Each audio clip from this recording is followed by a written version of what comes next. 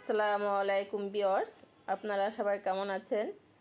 আপনাদের সঙ্গে আজকে শেয়ার করব গরুর মাংসর কালো ভুনা। এই কালো ভুনাটা খেতে অসম্ভব মজা হয়।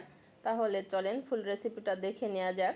আমি প্রথমে নিয়েছি 2 কেজি গরুর মাংসটাকে ভালো করে ধুয়ে রক্ত পানিটা ফেলে দিয়ে নিয়েছি।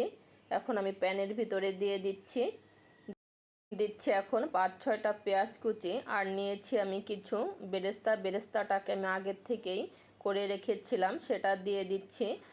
আর দিচ্ছি আমি 2 টেবিল চামচ রসুন বাটা, দিচ্ছি আমি 2 টেবিল চামচ আদা বাটা, দিচ্ছি আমি 2 টেবিল চামচ জিরা বাটা, আর দিচ্ছি আমি 1 টেবিল চামচ শুকনো মরিচের গুঁড়া, দিচ্ছি 1 টেবিল চামচ হলুদের গুঁড়া, দিচ্ছি 1 টেবিল চামচ লবণ, আপনারা লবণটা স্বাদ অনুযায়ী দিবেন। দিচ্ছি আমি 2 টেবিল চামচ টমেটো সস, আর দিচ্ছি আমি 2-3টা কালো এলাচ, নিয়েছি আমি 6-7টা সাদা এলাচের মুখ ফেটে দিয়েছি। নিয়েছি আমি 2টা স্টার নিস, এটাকে তারাফুল অনেকে বলে, দিয়েছি 4-5 টুকরা দারচিনি আর 2টা তেজপাতা। এখন আমি দিচ্ছি যে তেলটা বেরেস্তা করে রেখেছিলাম, সেই তেলটা এটা আমি স্কিপ করে ফেলেছি, মনে কিছু করবেন না। আমি কালো ভুনার মশলা নিয়েছি রাঁধুনি, এটা এখন আমি দিব না, পরে অ্যাড করব। মাংসটাকে আমি ভালো করে ম্যারিনেট করে নিচ্ছি, কমপক্ষে 10 থেকে 15 মিনিট ধরে ম্যারিনেট করতে হবে, তাহলে দেখবেন ফ্লেভারটা ভালো আসবে, খেতেও ভালো লাগবে। মাংসটাকে আমি চুলায় বসিয়ে দিয়েছি, চুলায় বসিয়ে দিয়ে ভালো করে কষিয়ে নিব। মাংসর ভিতরে আমি কোনো পানি অ্যাড করব না। মাংস কষানোর সময় দেখা যাচ্ছে যে পানি ছেড়ে দেয়, ওই পানি দিয়ে কষিয়ে দিয়েছি আমি এখন কালো ভুনার মশলাটা। আমি ফুল দিচ্ছি না, আমি অর্ধেকটা দিচ্ছি। মশলা দিয়ে আমি ভালো করে আর একটু কষিয়ে নিব।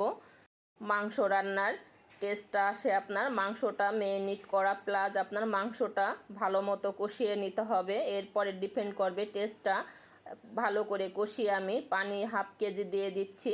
পানি হাফ কেজি দিয়ে একটু নেড়ে চেড়ে আমি ঢেকে দিব, ঢাকনা দিয়ে ঢেকে মাংসটাকে আমি সিদ্ধ করে নিব। মাংসটাকে আমি ভালো করে সিদ্ধ করে নিয়েছি। এখন আমি মাংসটাকে আমি আর একটু ভালো করে, দেখতেই পাচ্ছেন আমি কষিয়ে নিয়েছি।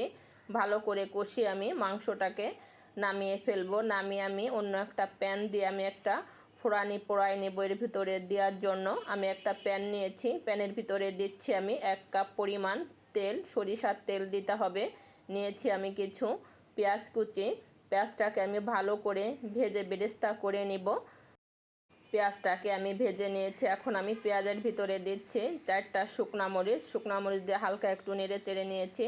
এখন আমি 2 টুকরা মাংস দিয়ে দিচ্ছি পেঁয়াজের বেরেস্তার ভিতরে। এখন আমি মাংসর ভিতরে ঢেলে দিচ্ছি তেল, পেঁয়াজের বেরেস্তা সহকারে দিয়ে আমি ভালো করে একটু নেড়ে চেড়ে নামিয়ে ফেলবো। দেখলেন তো কত সহজে আমি কালো ভুনা রান্না করে ফেললাম। এভাবে আপনারা আমার রেসিপিটা ফলো করে তৈরি করে নিতে পারেন, দেখবেন খেতে দুর্দান্ত স্বাদ হয়। আপনাদের কাছে কেমন লেগেছে ভালো লাগলে কমেন্ট করে জানাবেন, আর বেশি বেশি করে শেয়ার করবেন, লাইক করবেন, আর অবশ্যই আমাকে সাপোর্ট করবেন।